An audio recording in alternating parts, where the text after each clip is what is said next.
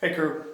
Okay, we're gonna go ahead and we're gonna take a look at our language, just what we have for the week, okay? Because it's 4 pages this week, and one of those is a spelling page. Spelling page is like normal, it's a proofread page, so you're just going to, in the paragraph, at the top you're gonna find the 6 misspelled words, write them correctly. At the bottom, you just need to unscramble the letters that are there to write the spelling word. On page 213, on that page it says antonyms. Remember, antonyms are words where you're trying to find words that mean the opposite. So high, low, hot, cold, things like that, okay? So on that page it just says circle the antonyms in each sentence, then write what each antonym means. So number 1 says she put 1 purse into the pot and pulled out 2. Okay? Now, some of you might think, oh, well, 1 and 2 are opposites, but they're not. They're just different, but they're not opposite of one another. So what are the antonyms in that sentence?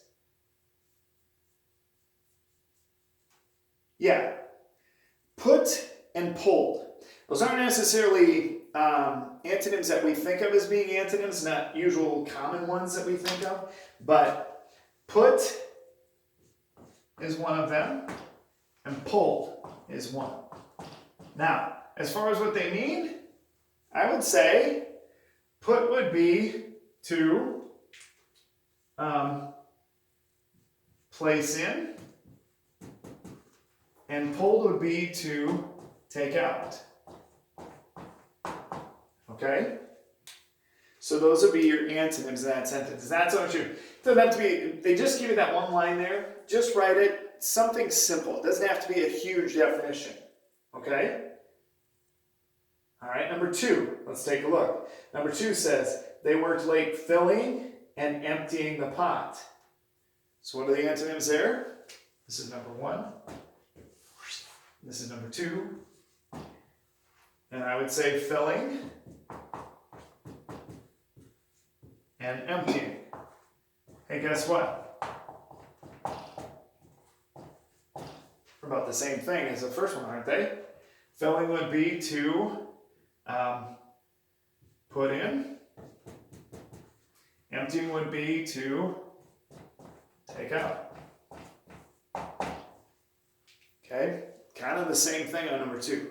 So each sentence, find the antonyms, circle them, then write them on the line, and then give a definition. Just something short. 2 words for each of them probably would be enough. Okay, that's the antonyms page, page 213. Then we have some irregular verbs on page 215. Big thing there is make sure you're looking at the sentence. If it says yesterday, like number 1 does, make sure you write the past tense verb. So yesterday, the dog ran. Okay? So be sure you circle the past tense verb looking at that word in the sentence. Okay? And then down at the bottom, and it says you're going to replace the underlined verb with one of the verbs from the box. So it says the boys watched 2 movies. Does came, went, saw, or ran mean kind of the same thing as watch? Sure, saw, because it's something you're doing with your eyes. So watched becomes saw. So you would just rewrite the sentence with the word saw there. Then on the back page, you have possessive pronouns. Okay. Now the possessive pronouns, what you're going to do is you're going to rewrite the paragraph down at the bottom, and instead of where it says Miss Lee, or where it says the students, or where it says Dave's, or what it says the one that belongs to me, you're going to write a possessive pronoun. So let's just look at that one. Miss Lee got papers from, now it says Miss Lee's drawer. But we don't want to put Miss Lee. Okay, Miss Lee, is that a boy or a girl? Okay, that's a girl, it's female, she's a woman. So we wouldn't say Miss Lee's, and we wouldn't say their drawer because it's only one person. But we also wouldn't say his drawer because that would be a boy or a man. We would say her drawer. So instead of saying Miss Lee's, oh my goodness, how about let's have a vowel in there. We're going to write down her drawer. Okay, so that's you're going to go down there. You're going to rewrite the paragraphs that are there, and you're going to write neatly, but replace the possessive pronoun with the possessive noun that's down there.